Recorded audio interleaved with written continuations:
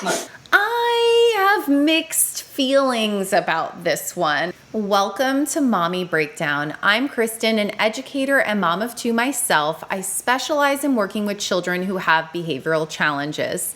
Now, normally on this channel, we watch Super Nanny, and then we use that as a jumping off point to discuss discipline techniques. But today, we are going to be visiting a vlog called The Gentle Life. The episode is called Mikko Can't Go Out in Public Anymore.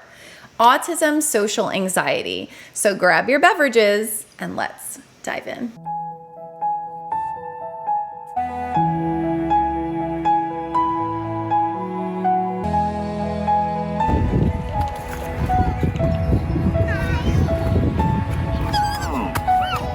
I'm sorry, did you hear that?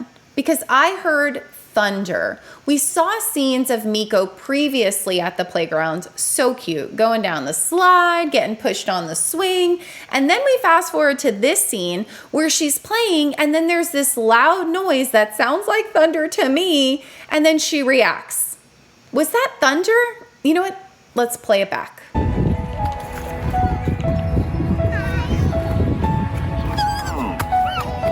Yes, that sounded like thunder to me, and I'm not sure what the rest of this vlog has in store, and we will get to that. But for right now, neurodivergent and neurotypical children are likely to react to loud noises. That's not uncommon. And you know what? It's a good thing because our bodies are trained to be aware of danger. We don't want to erase that from our children. So simply saying to our children, you're fine, which is an instinct that we have, right? To just tell them you're fine, is probably not the best answer. What we want to do is give our children usable information. Wow, that is a loud thunder. That boom lets us know that there's some lightning in the sky. And when there is lightning, it's not safe to be at the playground. So it is a good idea that we leave. Come on. Good.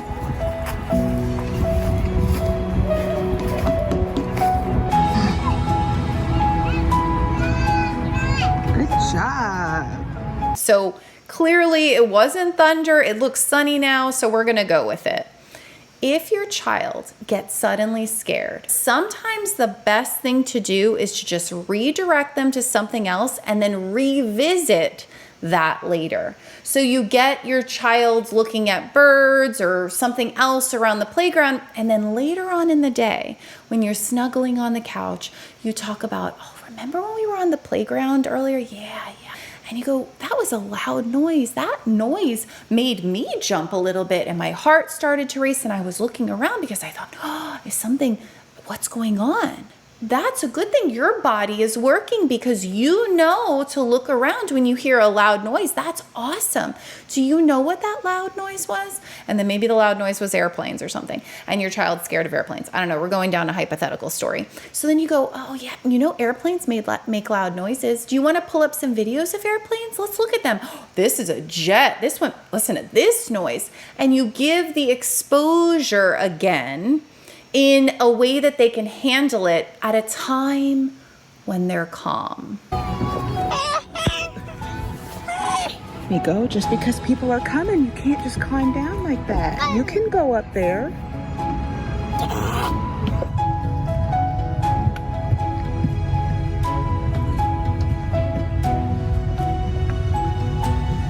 Another great skill that dad is doing is show, not tell.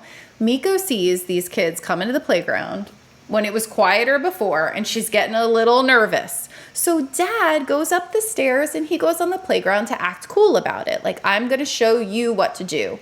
Something I might add to this is to be careful that you're not being obvious to your child.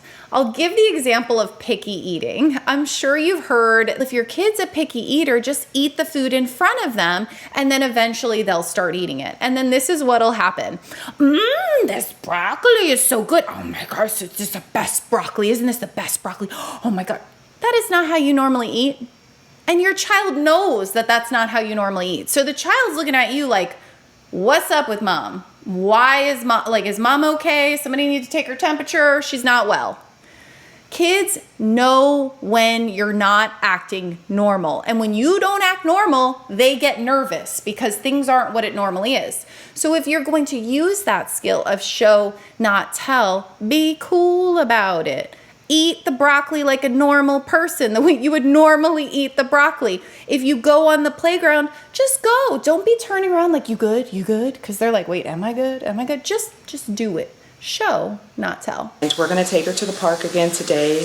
I'm bringing the twins. Typically they're in school, so we're not going to force her to play with anybody that she doesn't want to get on and play on the swings and slides. If she doesn't want to, we want to kind of ease her way. Lovely. Mom is talking about how she's going to ease Mikko back into the playground. And the key word is ease. As a teacher, we use 3 levels to describe where children are when it comes to reading and math and science. They could be on the independent level, meaning that they're able to accomplish it without any help. They could be on the instructional level, which means that they're growing and they need some support, but they're successful most of the time. And then finally, we have the frustrational level, which means that even with support, they're so frustrated that they give up. I think that we should adopt these 3 levels for our children at home. Think of skills like sharing. Think of skills like social anxiety. Your child is going to be different than another person's child. And knowing where your kid is allows you to place challenges in their lives that they will be successful with. So Mikko probably can't get thrown into a playground with 30 kids at a birthday party where there's loud noises. That would be frustrational level.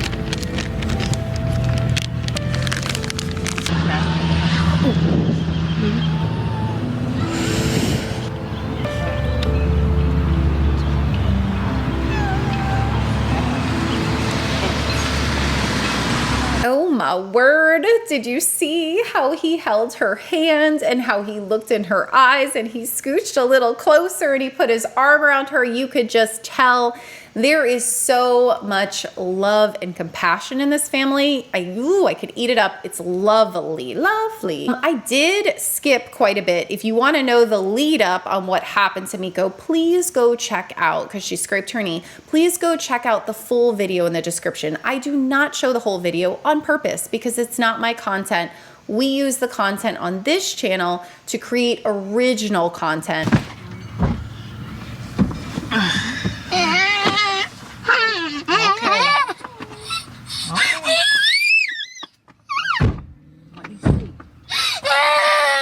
Let me see, Mikko.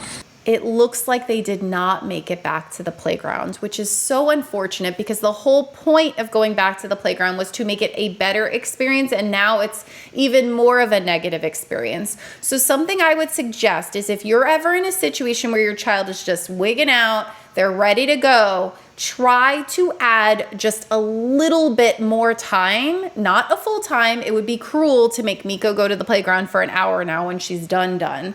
But try to add just a few more minutes so that it doesn't end in a negative way. So this is what it might look like. You say, I know that you got a scrape and you want to go, and we are going to go. Mommy's going to set a timer on my phone for 5 minutes. And we're going to go to the park and I think those are those siblings? We're going to say they're siblings. We're going to let brother and sissy go down the slide for 5 minutes, and then we're going to go. Here, you put it on there.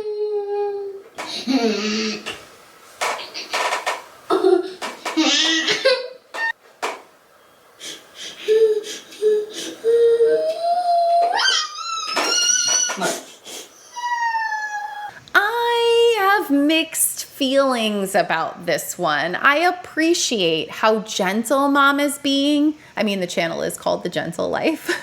But I wonder if the length of distress is necessary and if there could be a different technique used. So let's think about when we go to the pediatrician. When we go to the pediatrician, our kiddos have to get vaccines.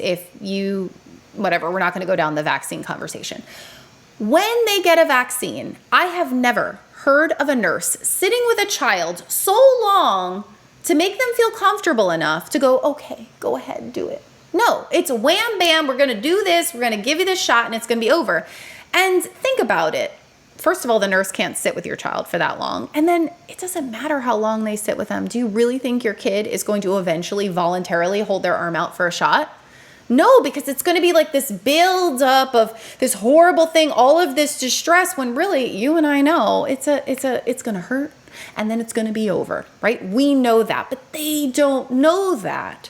And I just feel like in this situation, perhaps using a technique that's similar by explaining to Mikko or your child in whatever situation you're in, hey, you got a boo-boo and it hurts. And it's important for the safety of your body that we clean out that boo-boo. We can't leave it dirty. So this is a washcloth and this is how I'm going to clean it out. This is the cream I'm going to put on and this is the Band-Aid. And these are the things that we're going to do. And it's going to take about 10 seconds. So if we count down from 10, I'm going to be done. Now, I know you might cry, and I'm here for you, right? You're not abandoning your child. I'm here for you, but I'm going to do this because it's my job to keep you safe. And then you just do it, just like you do at the pediatrician. And then your child's like, oh, that wasn't so bad.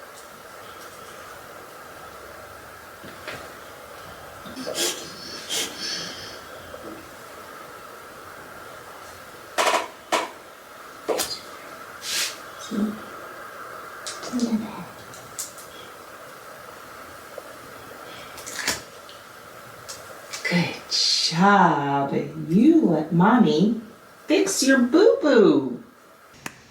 The helper is back. He puts on the Band-Aid. She puts on the Band-Aid. It is a success. Lovely to see. And I must say, it is not one size fits all. Just because this worked with Mikko does not mean it's going to work for your child. Just because this worked with Mikko today doesn't mean it'll work with Mikko tomorrow. Think about, when you go to the grocery store and you buy, let's say, bananas, and the kids they go through the bananas within the day. You go, great, we're eating bananas. So you go to the next day to the store, you buy double the bananas. Nobody eats bananas. You're like, what, huh?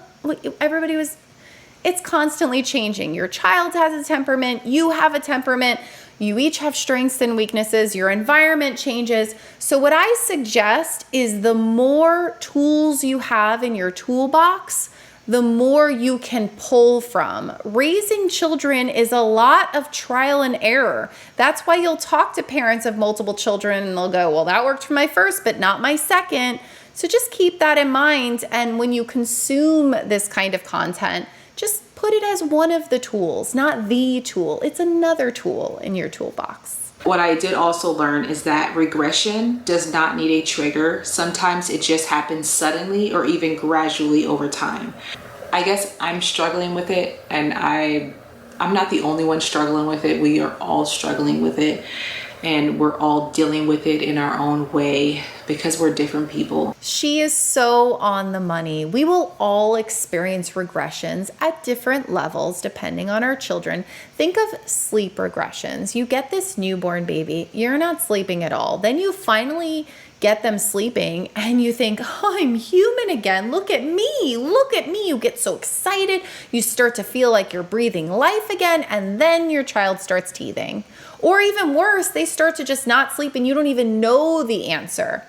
Unhappiness is the difference between our reality and our expectations. So you're almost more unhappy than you were when you had a newborn and you still weren't getting sleep because now you had expectations that you didn't have then.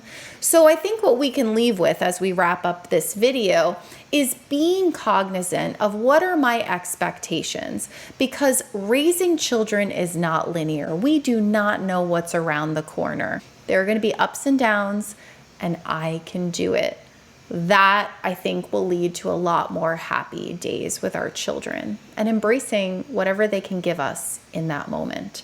So I wish you well. Thanks for joining me on our first visiting vlog. If you enjoyed it, hit subscribe, and I'll see you next time. Bye.